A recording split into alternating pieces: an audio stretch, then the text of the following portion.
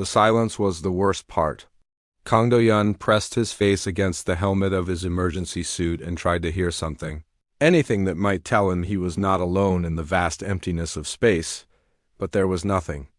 Only the steady hiss of his oxygen recycler, and the distant hum of his suit's failing power cells. 3 months had passed since the Viridian attack. 3 months since 50,000 human colonists aboard the ship Resilience had been scattered across space like seeds in a deadly wind. Do-yun had survived because he was in the outer engineering section when the first missiles hit. The blast had thrown him clear of the ship, tumbling through space in his work suit while everything he knew burned behind him. Now he floated through the debris field, searching. Always searching. His tools were simple things: a basic scanner, a cutting torch with half its fuel gone, and a magnetic grapple that pulled him from one piece of wreckage to the next. Most of what he found were fragments too small to matter. Twisted metal, frozen air. Sometimes things he tried not to think about too much, but today was different. Today his scanner picked up something big. The central core section of the Resilience hung in space like a sleeping giant. It was huge, maybe a full kilometer long, and somehow it had stayed in one piece when everything else came apart. The hull was scarred and black, with deep cuts where the enemy weapons had tried to break through. But it was whole. It was intact. Do-yun felt his heart beat faster as he activated his magnetic boots and walked across the hull toward an airlock. The metal was cold under his feet, so cold it seemed to pull the heat right out of his suit. Emergency lights flickered weakly around the airlock door, casting strange shadows that made him jump. The airlock was damaged but functional. Do-yun cycled through, listening to the pumps struggle to move air that had been sitting still for months. When the inner door opened, he stepped into absolute darkness. His helmet light cut through the black like a knife. The corridor stretched ahead of him, lined with doors that hung open like mouths. Everything was quiet. Everything was still. The air felt thick and wrong, like breathing in a tomb. Do-yun moved deeper into the ship, following the main corridor. Toward the engineering section. This was his home. These were his machines. If anything was going to work, it would be here. But when he reached the main engineering bay, his heart sank. The room was a disaster. Control panels hung from the walls by their cables. Pipes had burst and frozen, creating strange ice sculptures in the zero gravity. The main computer core sat dark and silent in the center of it all, its thousands of lights dead and cold. He checked his suit's power indicator and felt his stomach drop. 2 hours, maybe 3 if he was careful. After that, he would join the silence forever. Do-yun floated to the nearest control panel and pulled it open. Inside, hundreds of fiber optic cables hung like frozen snakes. Most were cut or damaged, but some still looked good. He pulled out his cutting tool and began to work. The first thing he needed was power. Any power. The ship's main reactors were offline, probably damaged beyond repair. But there were emergency batteries scattered throughout the ship. If he could find them, if he could connect them, maybe he could get something working. He stripped cables with his hands, pulling away the protective covering to expose the thin fibers inside. Some were completely broken. Others had hairline cracks that would make them useless. But a few looked good. A few might work. Do-yun worked in the darkness, guided only by his helmet light and 20 years of engineering experience. He connected battery to cable, cable to system, system to hope. Nothing happened. He tried again. Still nothing. His suit's power indicator dropped to 1 hour. He was running out of time and running out of ideas when he remembered something his grandfather had taught him as a child. Back on Earth, before the colony ships, before the war, his grandfather had been a simple electrician. He had shown young Do-yun how to make fire from almost nothing. The emergency oxygen in his suit contained pure oxygen under pressure, the fiber. Optic cables contained trace elements that could burn if heated enough. And if he could create just a small spark. Do-hyun pulled out his cutting torch and adjusted it to its lowest setting. He held 2 frayed fiber optic cables near the flame and slowly opened his suit's emergency oxygen valve, just a tiny bit. Just enough. The cables caught fire. It was a small flame, barely visible in the darkness. but it was real. It was warm. And somehow, impossibly, the ship responded. A single light flickered on in the distance, then another. Emergency systems that had been dark for months suddenly came to life, drawn by the heat signature of his tiny fire. Panels began to glow. Screens started to show scrolling text. Do-yun stared in amazement as the ship slowly awakened around him. It was like watching someone come back from the dead. Corridor lights flickered on in sequence, leading deeper into the ship. Life support systems hummed to life, bringing fresh air to rooms that had been empty for months. But the strangest thing was how the ship seemed to recognize him. As he moved through the corridors, doors opened automatically. Systems activated when he approached. It was as if the ship knew he was human, knew he belonged there, knew he was trying to help Dot in the main computer core. Screens displayed information he had never seen before. Technical specifications that went back decades. Engineering logs from ships he had never heard of. And deep in the data streams, something that looked almost like memories. His suit's power indicator showed 30 minutes remaining, but now it did not matter as much. The ship's life support was working. Emergency power was flowing. And somewhere in the darkness, he heard something that made him stop breathing. Dot footsteps slow. Careful footsteps coming toward him through the corridor. Do-yun turned his light toward the sound and saw a figure emerging from the shadows. A woman in a damaged emergency suit, moving carefully but purposefully. She raised her hand in greeting, and Do-yun saw her face through her helmet visor. She was alive. She was human. And she was smiling. He was not alone after all.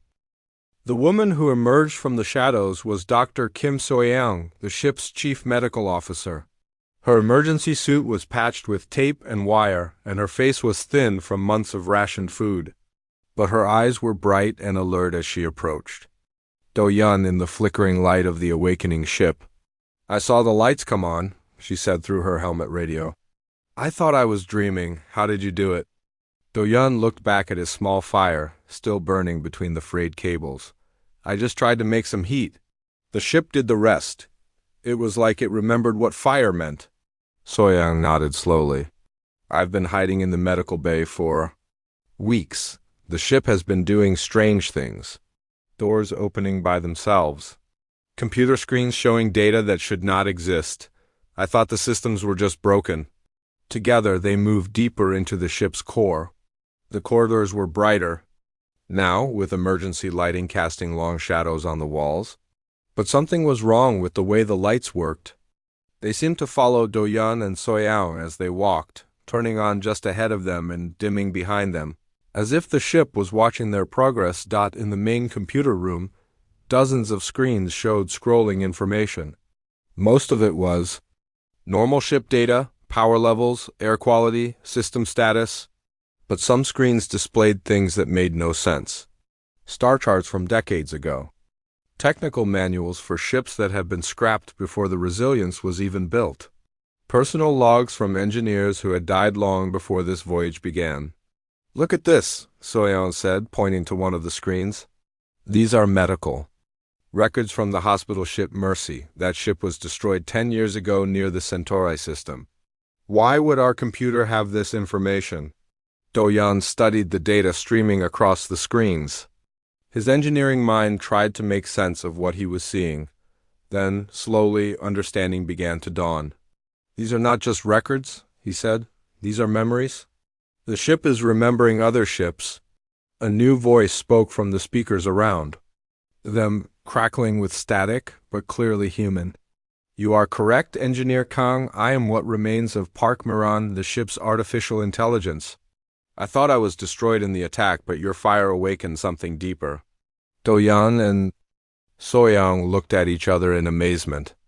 The ship's AI had been one of the most advanced systems ever created, but everyone thought it had been wiped out when the Viridian weapons hit the computer core. "Miran?" Do-yun called out. "How are you still functioning?" The AI's voice seemed to come from everywhere at once. "I exist now only in fragments, scattered across backup systems throughout the ship. But when you created that fire, you activated protocols I did not know existed." Deep in my memory banks, I found archived data from dozens of other human vessels.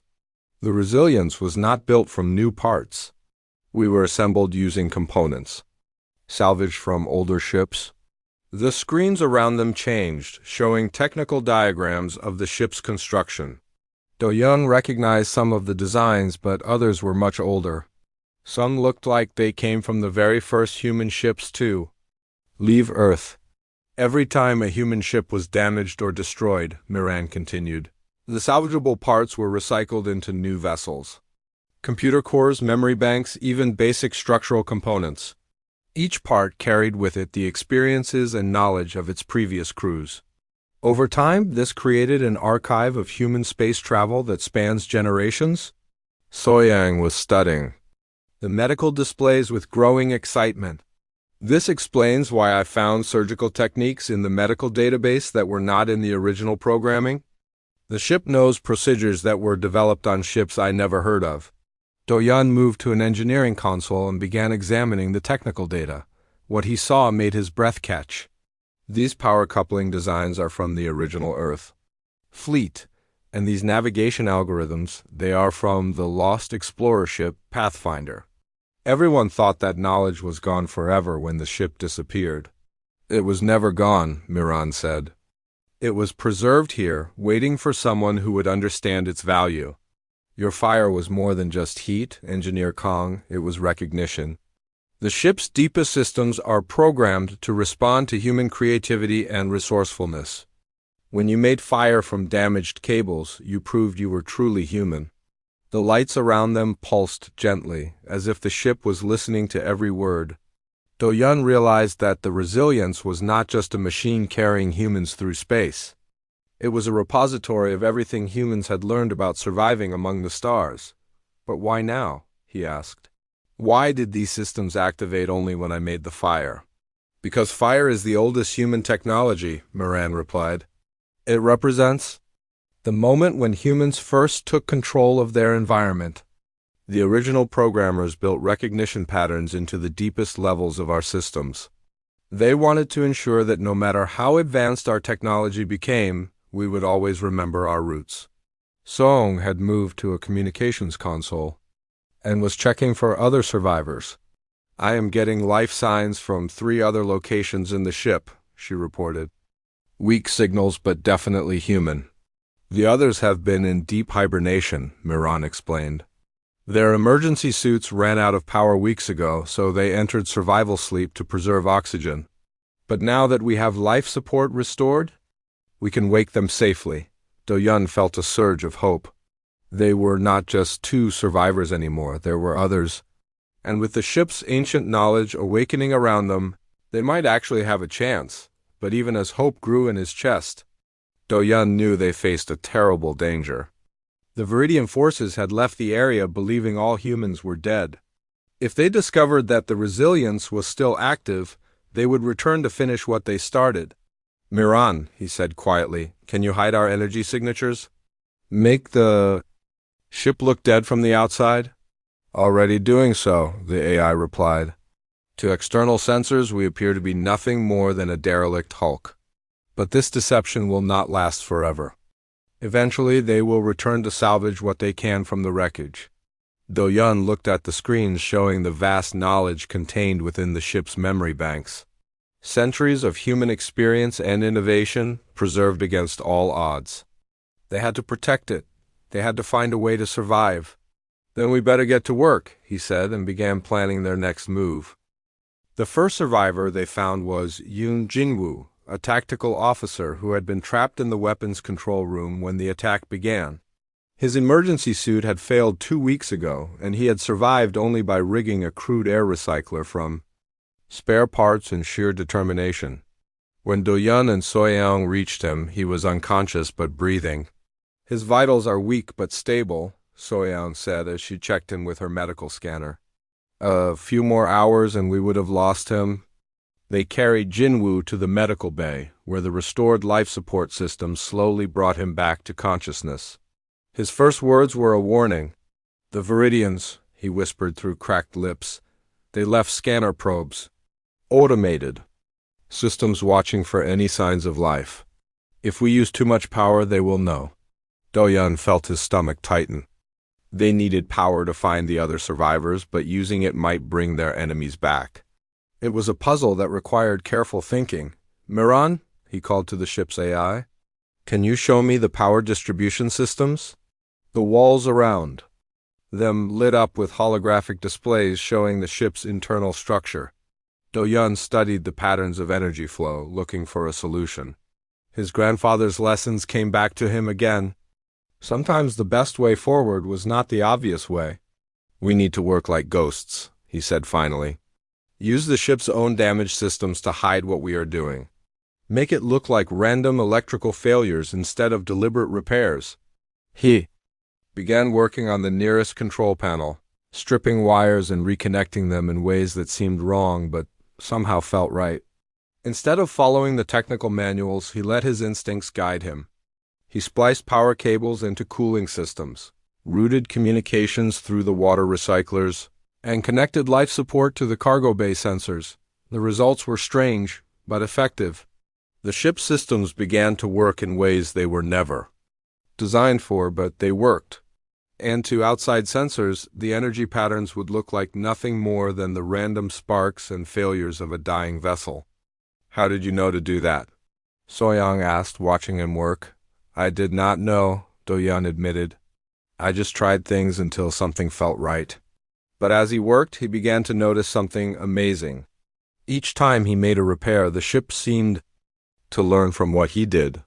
Systems that should not have been connected began talking to each other. Backup circuits activated automatically when main systems failed. It was as if the ship was adapting to his unconventional methods. The vessel is learning from you, Miran's voice came through the speakers. The memory cores contain patterns from thousands of human engineers who worked on similar problems. Your approach is activating recognition protocols that have been dormant for decades.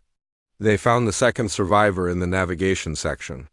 Lee Minho, a young computer specialist, had survived by jury-rigging his workstation into a basic life support system.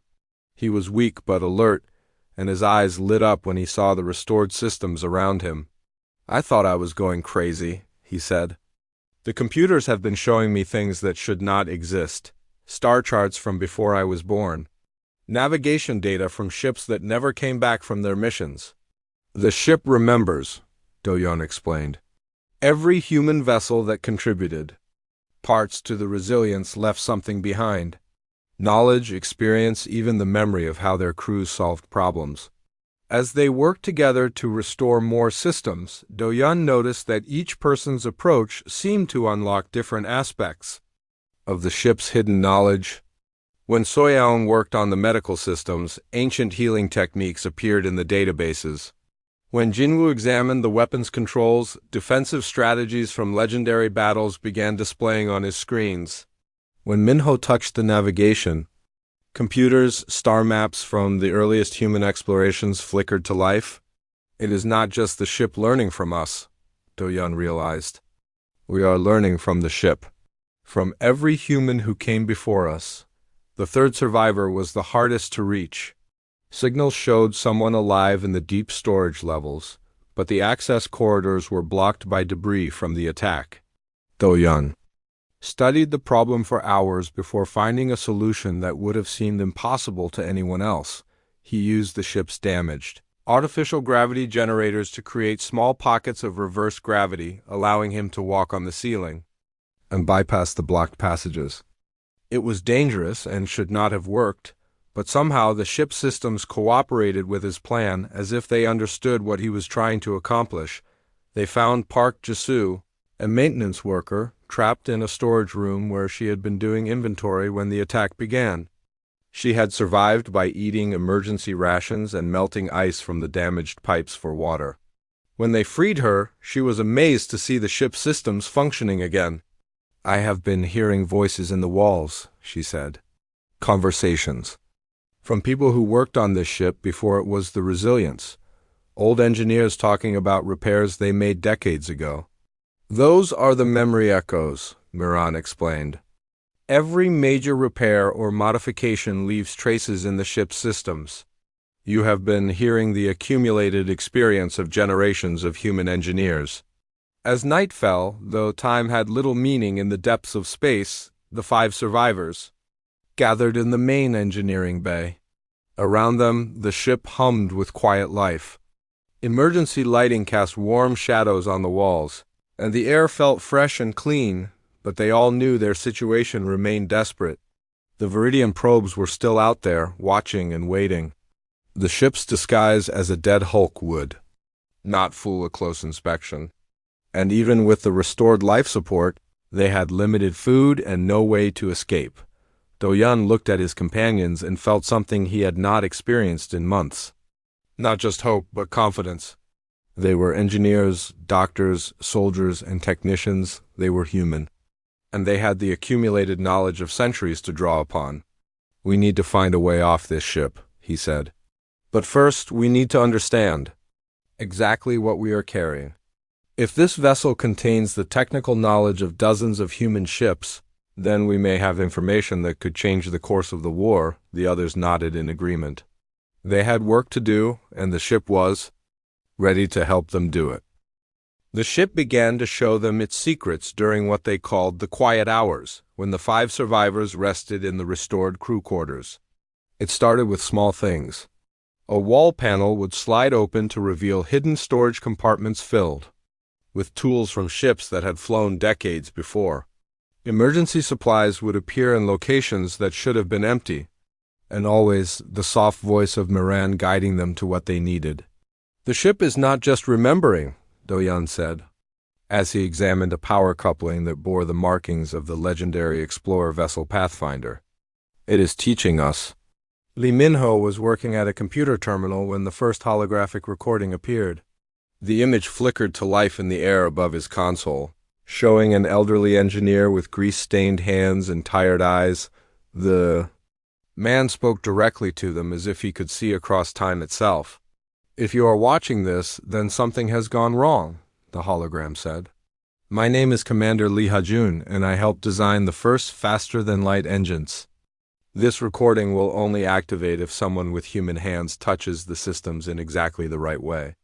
It means you are like us? You are engineers? You are survivors?"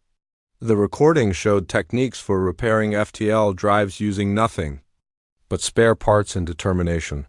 Methods for creating power from damaged reactors.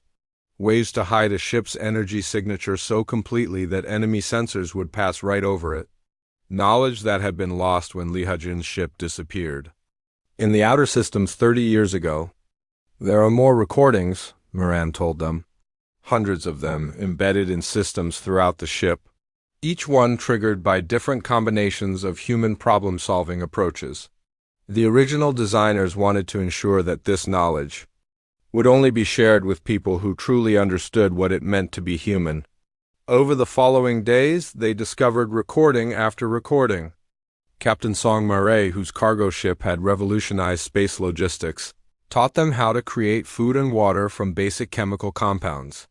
Engineer Kim Tae-young, who had died defending the mining colony on Kepler 442b, showed them weapons, modifications that could turn simple tools into deadly devices. Dr. Han Ye-jin, lost with her hospital ship during the plague years, demonstrated medical techniques that could save lives using equipment found in any basic workshop. But the most important discovery came when Park Ji-soo was working in the deep storage areas.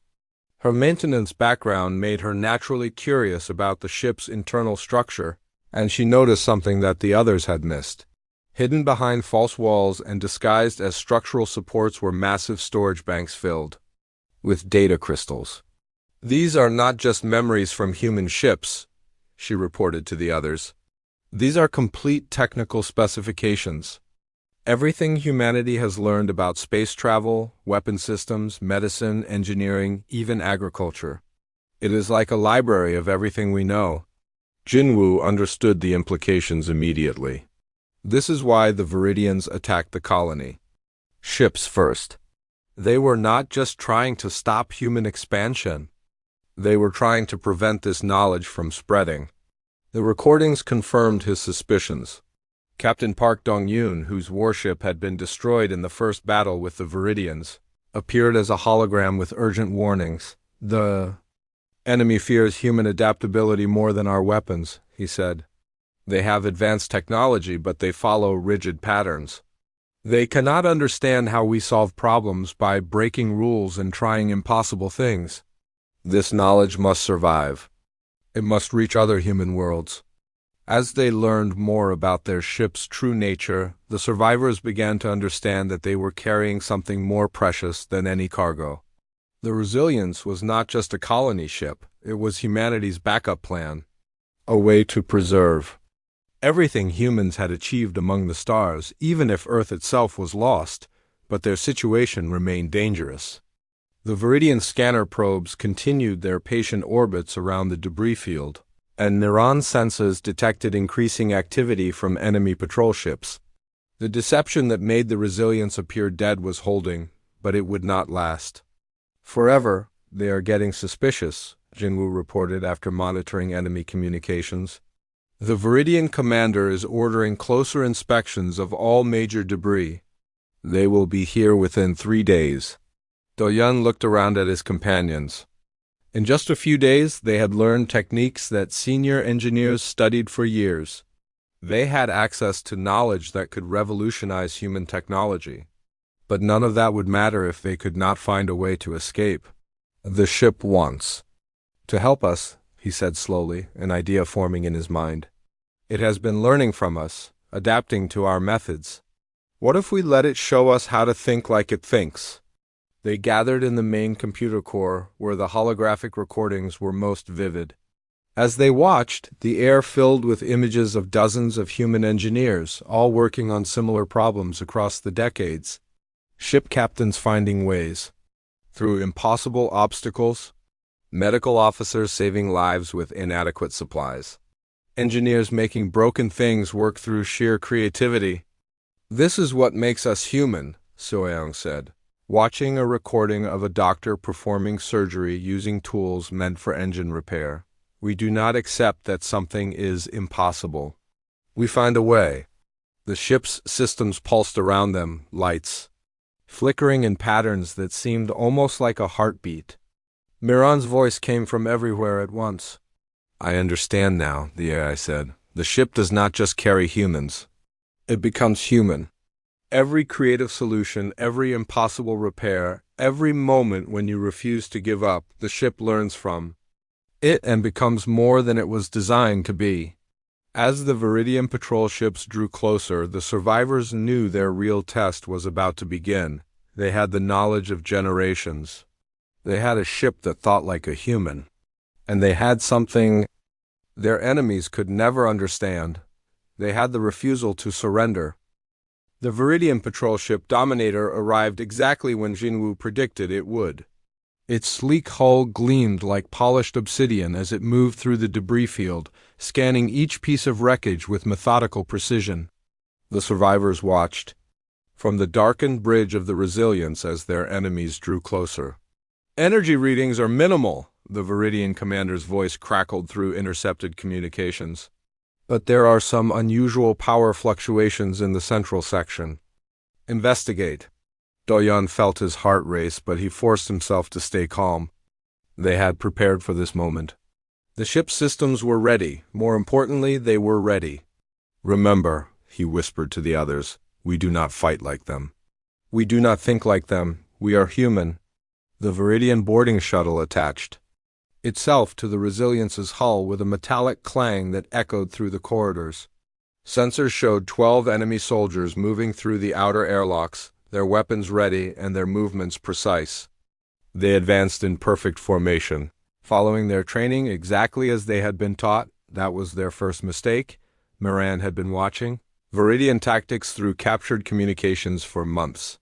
She knew how they moved, how they thought, how they expected their enemies to behave. And she had learned something important from her human crew. Sometimes the best strategy was to do something completely unexpected. The first squad of Viridians entered the main corridor and found exactly what they expected to find: a dead ship with no power, no lights, and no signs of life. Their thermal scanner showed cold walls and empty rooms. Their motion detectors picked up nothing but the slow drift of debris in the zero gravity. What they did not detect was the network of hidden cameras that Jisoo had installed in the walls, or the modified sensors that Minho had connected to the waste recycling system. The Viridians were used to fighting enemies who used advanced technology. They were not prepared for surveillance equipment made from bathroom fixtures and food processors. They are moving toward the engineering section, Jisoo reported from her hiding place in the maintenance shafts. 4 soldiers in the lead group, 8 more behind. Do-yeon waited until the first group was deep inside the ship before giving the signal. What happened next would have confused any military textbook, but it worked perfectly. The ship's artificial gravity turned on and off in random patterns, sending the Viridians tumbling through the corridors like leaves in a windstorm. Emergency. Lights flashed in sequences that spelled out fake distress codes, making the soldiers think they were dealing with automated systems. Water pipes burst at exactly the right moments, creating clouds of steam that blocked their vision. But the most effective trick was the simplest one. Soyoung had recorded hours of random conversation and loaded it into the ship's communication system. As the Viridians advanced, they heard voices coming from empty rooms, footsteps that led nowhere, breathing sounds from walls that should have been solid. "This is not standard malfunction behavior," one of the Viridian soldiers reported to his commander. "The patterns are too complex, too random." "Continue the search," came the reply. "Find the source of the power readings." The second squad advanced more carefully, but they were thinking like Viridians. They expected their enemies to have a plan, to follow logical patterns, to make sense. They were not prepared for humans who turned broken things into weapons and used confusion as a strategy. Jinwoo had rigged the weapons lockers to explode in harmless but spectacular displays of light and sound. Minho had programmed the computers to play music from a dozen different human worlds, creating a cacophony that made it impossible to hear real threats. And throughout it all, Do-yeon kept making small repairs to systems that should not have worked, creating power surges and equipment failures that looked completely natural. The Viridians spent 2 hours searching the ship and found nothing but ghosts and mechanical problems.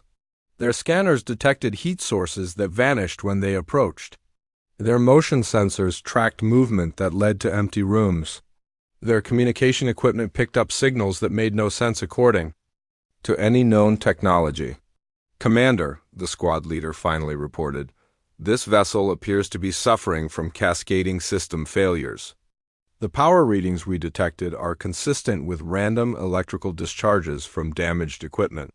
There are no signs of life," but the Viridian commander was not convinced. "Deploy a monitoring station," he ordered. "Leave a full sensor array to watch for any changes. If there are survivors, they will eventually make a mistake." Do-yeon watched through the ship's external cameras as the Viridians attached a sophisticated monitoring station to the hull. It was exactly what he had expected them to do. The enemy was predictable because they followed their training.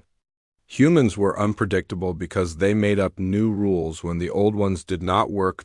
As the Viridian ships departed, the survivors gathered in the computer core to plan their next move. The monitoring station outside would detect any significant power usage or movement. They were trapped more effectively than if they had been locked in a prison. "We cannot run the engines without being detected," Jinwoo said. "And we cannot use the communications array to call for help." "We do not need to do either of those things," Do-yeon replied. He had been studying the technical specifications that the ship's memory banks contained, and he had found something interesting. The Pathfinder expedition developed a way to send messages using gravitational pulses. No energy signature, no electromagnetic emissions. Just tiny changes in local gravity that can be detected by the right equipment. "Do we have the right equipment?" Soyoung asked. Do-yeon smiled. "We do now."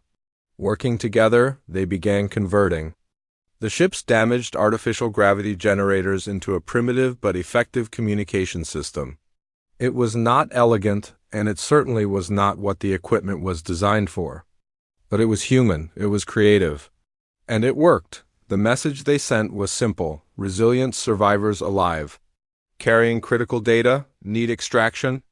They broadcast it toward the last known location of human forces, repeating it every few hours using a different gravitational frequency each time. It would take days or weeks to reach anyone who could help, but it was a start, and in the meantime, they had something their enemies did not expect. They had patience, creativity, and the accumulated knowledge of humanity's greatest engineers. They had time to plan something extraordinary. The response came 3 weeks later, not as words but as a pattern of gravitational waves that only someone familiar with old Earth naval codes would recognize. The message was brief: help coming, be ready. Do-Yun felt a mixture of hope and worry as he shared the news with the others. Help was coming, but so was discovery. The Viridian monitoring station had begun showing signs of increased activity, and enemy patrol ships were visiting the debris field more frequently. Their deception was slowly failing. They know something is wrong, Fenwu reported after monitoring the latest Viridian communications. The patrol commander is requesting permission to conduct a detailed internal scan of all major debris pieces. How long do we have? Soyoung asked. 2 days, maybe 3. Do-Yun looked around at his companions. In the weeks since they had awakened the ship, they had all changed. They moved with quiet confidence, spoke in the shorthand of people who trusted each other completely, and approached problems with the kind of creative thinking that came from working with impossible situations every day. They had become something new. Not just survivors, but carriers of humanity's greatest treasure, and they were not going to let it die with them. Miran, he called to the ship's AI, show us everything. Every recording, every technical specification, every piece of knowledge stored in the memory banks. We need to understand what we are really carrying. The computer core filled with holographic displays showing the accumulated knowledge of hundreds of human vessels. Star charts that mapped safe passages through hostile space. Medical techniques that could cure diseases the Viridians thought were incurable. Weapon designs that used human intuition instead of raw power. Agricultural methods that could make barren worlds bloom with life. But more than that, there were the stories. Recordings of human crews facing impossible odds and finding ways to survive. Engineers solving problems that defied logic. Doctors saving lives with equipment held together by hope and determination. Soldiers winning battles by doing things their enemies never expected. This is what they fear, Do-Yun said, watching a hologram of Captain Lee Ha-jun explaining how to repair a faster-than-light drive using spare parts from a kitchen. Not our weapons or our technology, our refusal to accept that something cannot be done. The Viridian assault came at dawn on the 4th day, though dawn and dusk had no meaning in the depths of space. 12 ships surrounded the debris field, and boarding parties landed simultaneously on every major piece of wreckage. This time, they were not taking chances. The first group of soldiers to enter the Resilience found a ship that was clearly active. Lights were on, systems were running, and the air was warm and breathable. There was no point in pretending to be dead anymore, but what they found inside was not what they expected. The corridors were filled with holographic recordings of human engineers, all talking at once. Hundreds of voices explaining techniques, sharing knowledge, telling stories of survival against impossible odds. The Viridian soldiers advanced through a cacophony of human experience, their communications equipment overwhelmed by the sheer volume of information. In the engineering section, Do-Yun waited with his companions. They had no weapons, no advanced technology, no miraculous devices that would save them at the last moment. All they had was knowledge, creativity, and the absolute refusal to surrender.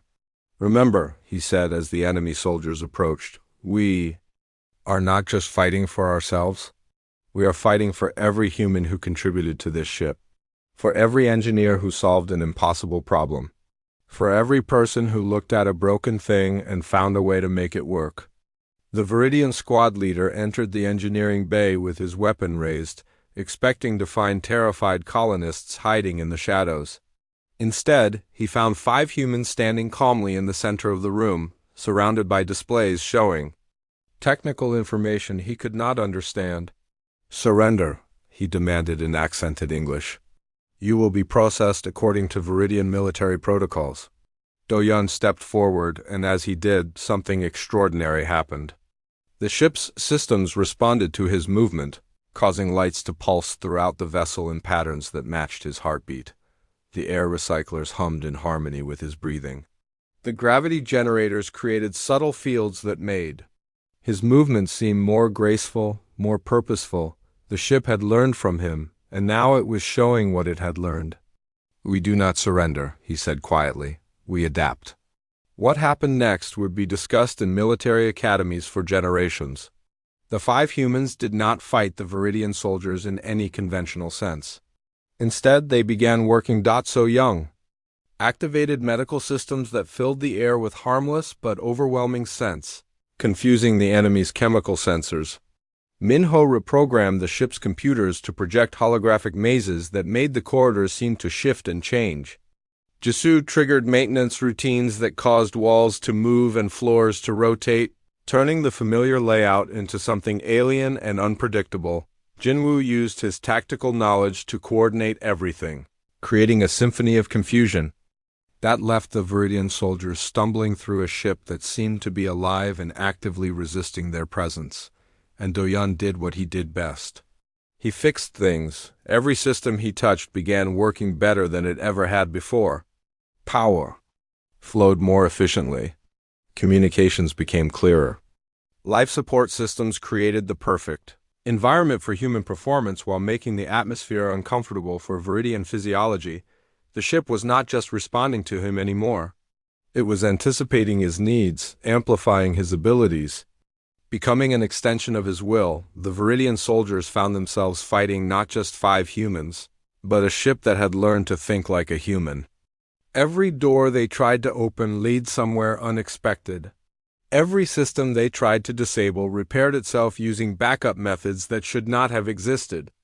Every weapon they fired was redirected by magnetic fields that appeared from nowhere. In the end, it was not violence that saved them.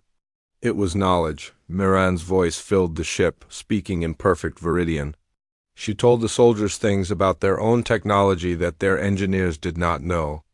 She explained weaknesses in their equipment that had never been discovered. She offered solutions to problems that had puzzled Viridian scientists for decades. "This ship contains the accumulated knowledge of human space exploration," she said. "Information that could benefit both our species. But it will only share that knowledge with those who understand what it means to create rather than destroy." The Viridian commander, listening from his flagship, made a decision that surprised everyone, including his own crew. He ordered his soldiers to withdraw. Hours later, as human rescue ships finally arrived to extract the survivors, Do-Yun stood in the engineering bay where it had all begun. His small fire had long since burned out, but its effects continued to spread. The ship hummed around him with quiet life, its systems working in perfect harmony. "Will you stay with the ship?" Soyoung asked as they prepared to transfer to the rescue vessel. Do-Yun looked around at the displays showing the accumulated wisdom of generations of human engineers. "Someone needs to," he said. "This knowledge is too important to abandon." And the ship ... it remembers us now. It knows what it means to be human. As the rescue ships departed with most of the survivors, Do-Yun remained aboard the Resilience with a small crew of volunteers. Their mission was clear: to catalog and preserve the vast archive of human knowledge contained within the ship's memory banks, and to prepare it for distribution to human worlds throughout the galaxy. The fire he had started with frayed cables and determination had become something greater. It had awakened not just a ship, but an idea that would spread from world to world, system to system. The idea that no problem was truly impossible, no situation truly hopeless, as long as humans were willing to try something new. In the months that followed, the Resilience became the template for a new generation of human vessels. Ships that learned from their crews, adapted to their needs, and preserved their knowledge for future generations. Each one carried within its memory banks the stories and techniques of the humans who had come before, and in the deepest levels of each ship's consciousness a small flame burned. A reminder that sometimes the greatest victories came not from advanced weapons or superior technology, but from the simple human refusal to accept defeat. The fire spread and humanity began to reclaim the stars.